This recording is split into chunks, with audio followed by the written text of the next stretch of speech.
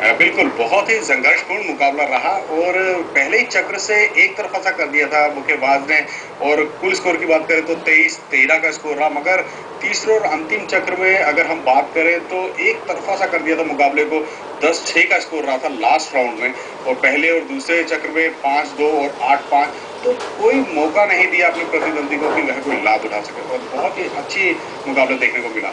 State punches का बहुत अच्छा प्रयोग था। बिल्कुल संजीव, जैसा आपने कहा कि लास्ट राउंड पे जाते हुए करीबी मामला था, केवल 1 पॉइंट का डिफरेंस था दोनों बॉक्सर्स के बीच में। वहाँ पर मिशा ने अपनी पूरी हद तक जो एक्सपीरियंस है वो दिखाया। यहाँ एक्सपीरियंस बहुत काम करता है, 2 बार के वर्ल्ड विश्व विजेता हैं तो अपने आप में बहुत बड़ी बात होती है। जी हाँ, बिल्कुल। वहीं अगर दूसरे क्वार्टर फाइनल की बात करी जाए तो वहाँ पर पांचवी वरीयता प्राप्त जैसुरबेक लाटिपोव जो उज़्बेकिस्तान के बॉक्सर थे, उनका सामना हुआ न्याम्ब्यार के साथ जो कि मंगोलिया के प्यूजिलिस्ट थे।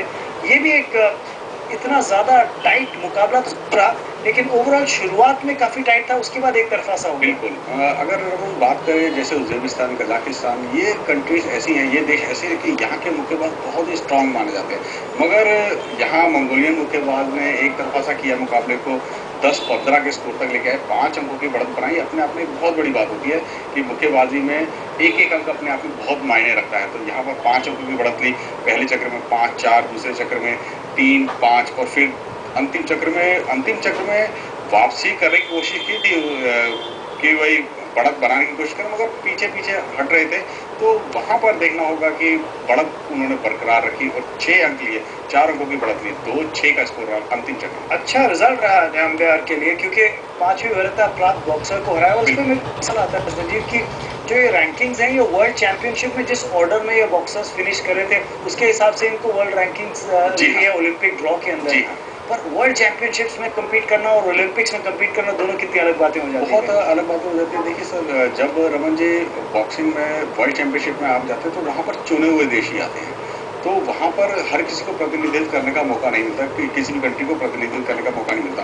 जो टॉप के 6 या 8-10 कंट्रीज होती हैं तो उन्हीं को ही मौका दिया जाता है कि वो अपनी योग्यता को सिद्ध करें और वहाँ पर बिल्कुल हम कह सकते हैं बहुत ही क्रीम आती है स्पोर्ट्स की, छटा हुआ फील्ड जिसे कहते हैं वो बिल्कुल रमन, बहुत ही छटा हुआ इंसान आता है तो वो खिलाड़ी इतनी सूझबूझ और अपनी तकनीकी योग्यता उस स्तर तक ले गया होता है कि वहाँ से उसको लौट पाना बहुत मुश्किल। तो एक बड़ा अच्छा अपसेट यहाँ पर मंगोलियन मुक्केबाज ने हासिल किया। वहीं तीसरे क्वार्टर फाइनल की यदि बात करें तो माइकल कॉनलन जो कि छठी वरीयता प्राप्त प्यूजिलिस्ट थे आयरलैंड के, उन्होंने हराया फ्रांस के नॉर्डीन को और एक बार फिर हाई स्कोरिंग बाउट रहा। बिल्कुल 18-22 का मुकाबला रहा, बहुत ही हाई स्कोरिंग रहा। सबसे बड़ी चीज़ यहाँ पर देखना पड़ेगा फ्रांस के मुक्केबाज जो हैं बैक पैडलिंग बहुत कर रहे थे, पीछे को हट रहे थे। यहाँ पर बॉक्सिंग में फर्स्ट अटैक अगर आप लेंगे तो आपको बहुत एडवांटेज मिलता है, तो यहाँ पर उसी चीज़ का प्रतिद्वंदी ने फ़ायदा उठाया और स्कोर इतना आगे तक लेके गए जो कि अगर पहले चक्र की बात करें 5-5 बराबरी का था, दूसरे चक्र की भी बात करें तो 7-7 बराबरी का था,